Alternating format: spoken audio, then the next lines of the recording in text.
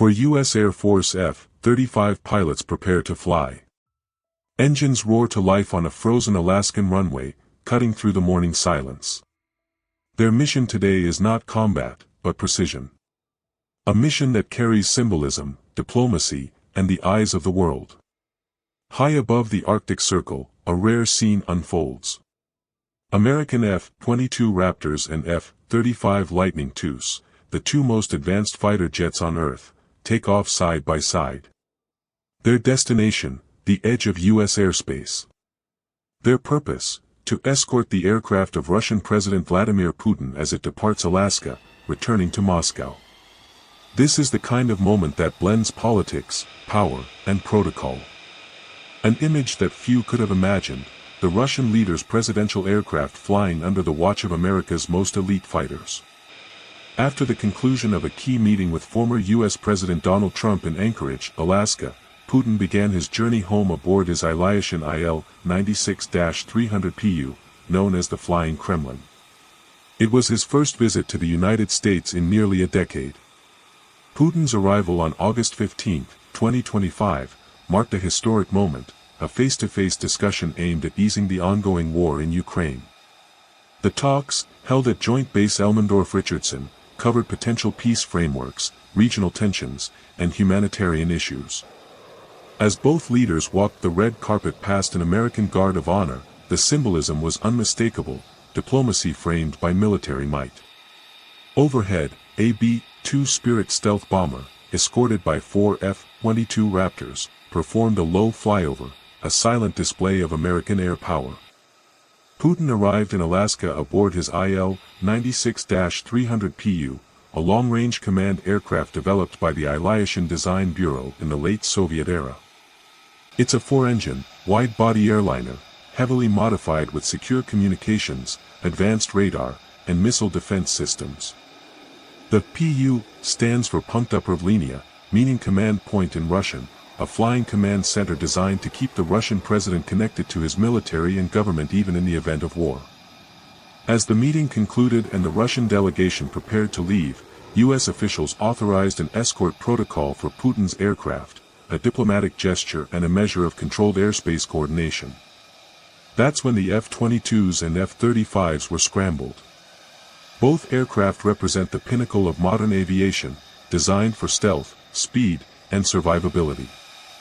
The F-22 Raptor, built for air dominance, combines stealth, supercruise, and unmatched maneuverability.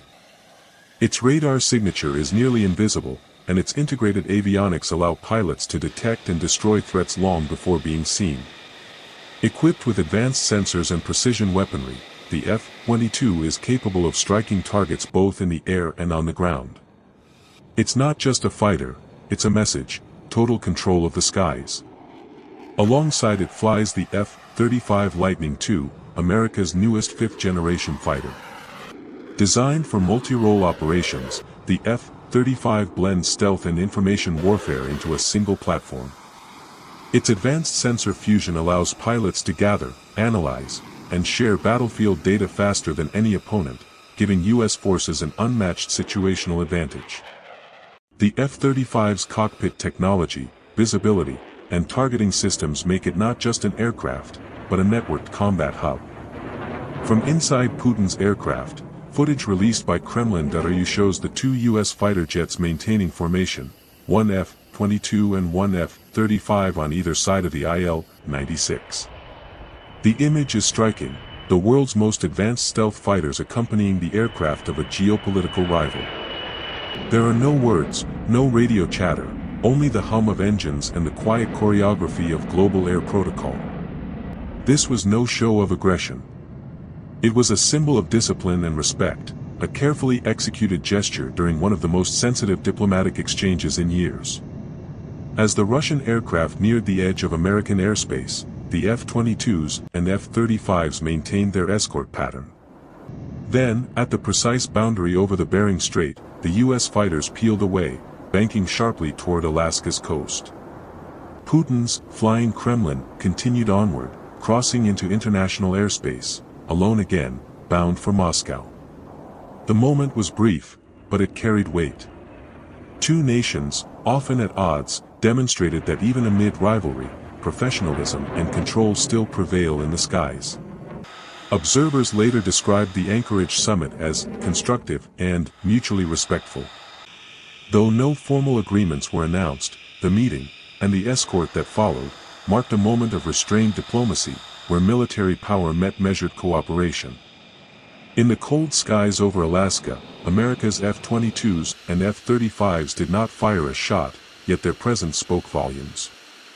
They represented the strength of American air power, and the precision of a nation capable of both deterrence and decorum. As Putin's aircraft disappeared into the Arctic horizon, the message was clear.